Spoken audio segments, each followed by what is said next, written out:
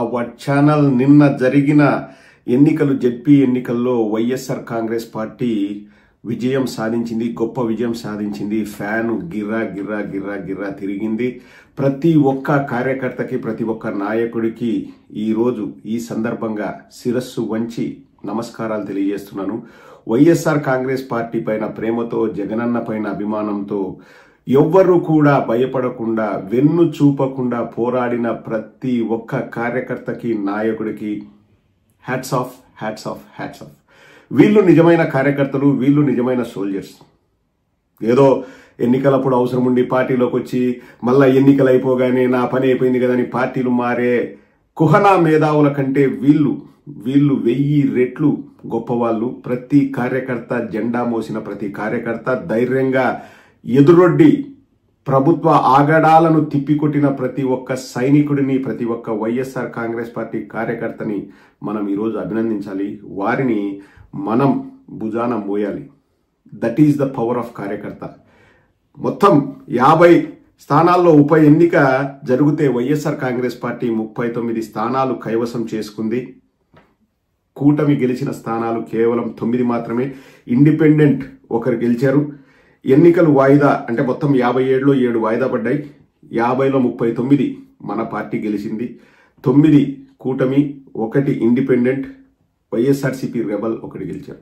So అధిక స్థానాల్లో YSR Congress party వాళ్ళు విజయం సాధించారు. ఇది ఇంతకుముందు జరిగిన ఎంపీటీసీ ఎన్నికలు, ఇప్పుడు జెడ్పీ ఎన్నికలు జరిగాయి, అవి ఇవి మాట్లాడుతున్నారు. ఒకటి మాత్రం వాస్తవం ఉంది. మనం చూసాం నిన్నటి నుంచి ఎంత రచ్చ రచ్చ జరుగుతుందో. తోపుదుర్తి ప్రకాశన్న రౌద్రం ఏంటో మనం చూసాం. ఇంకా ఆల్మోస్ట్ అక్కడ పెద్ద గొడవ జరిగేది. తోపుదుర్తి ప్రకాశన్న సహనం కోల్పోయి మా ఎంపీటీసీలను మీరు లాక్కుంటారా, పోలీసుల మధ్య లేకపోతే అధికారుల మధ్య కూడా మనం ఎవరికి ఓటేయాలనుకుంటున్నామో, ఎవరికి మద్దతు తెలపాలనుకున్నామో మన చెయ్యి కూడా ఎత్తనివ్వకుండా చేసే ప్రయత్నం చేశారు తెలుగుదేశం గూండాలు. కానీ వారిని సమర్థవంతంగా తిప్పికొట్టారు మన వైఎస్ఆర్ కాంగ్రెస్ పార్టీ క్యాడరు, నాయకులు.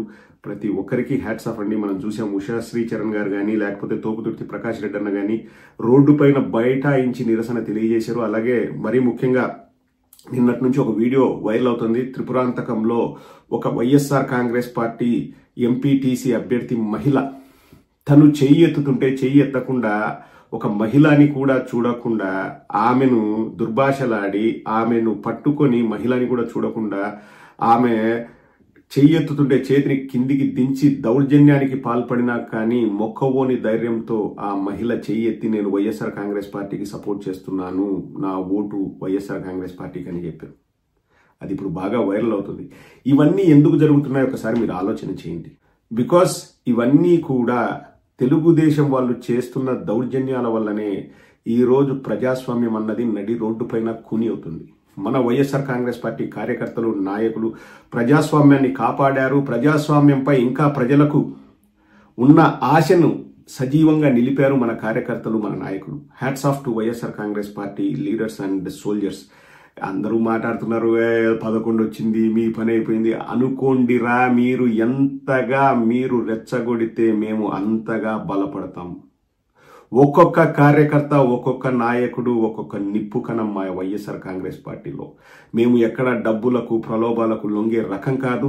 మమ్మల్ని కలిపి ఉంచేది మా పెద్ద అయిన వైఎస్ఆర్ గారి పైన గౌరవం, మా అన్న జగనన్న పైన ఉన్న ప్రేమ, అభిమానం. మా అన్న ప్రజలకు మంచి చేశాడని ఈరోజు మేము కాదు, మొత్తం ఏకకంఠంతో, ముక్త కంఠంతో ఆంధ్ర రాష్ట్ర ప్రజలందరూ చెప్తున్నారు.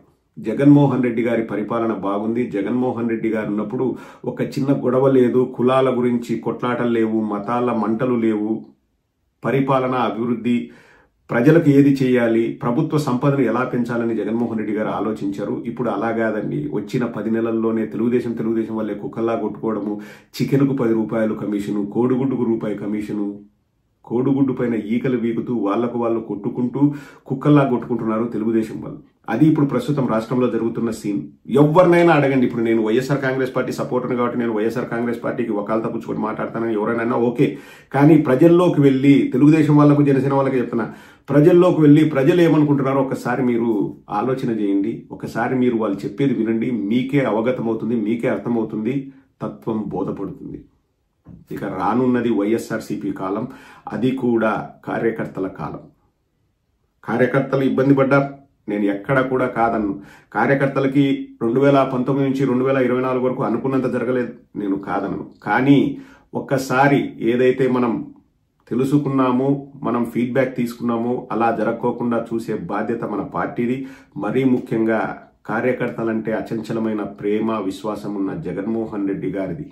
వారు ఎవ్వరిని పక్కకు పెట్టరు, ఎవ్వరిని కూడా తక్కువ చేసి చూడరు, అందరినీ హక్కున చేర్చుకుంటారు. మన కార్యకర్తలు ఎన్నెన్ని బాధలు పడ్డారో ప్రతి ఒక్క విషయం జగనన్నకు తెలుసు.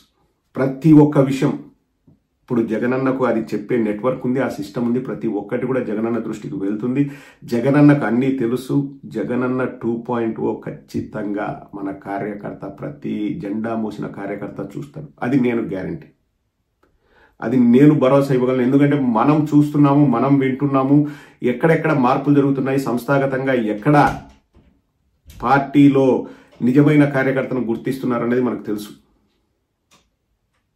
కాబట్టి ఖచ్చితంగా ప్రతి కార్యకర్త, కష్టపడిన ప్రతి కార్యకర్తకి మంచి జరుగుతుంది, జరగాలని కూడా నేను మనస్ఫూర్తిగా కోరుకుంటున్నాను.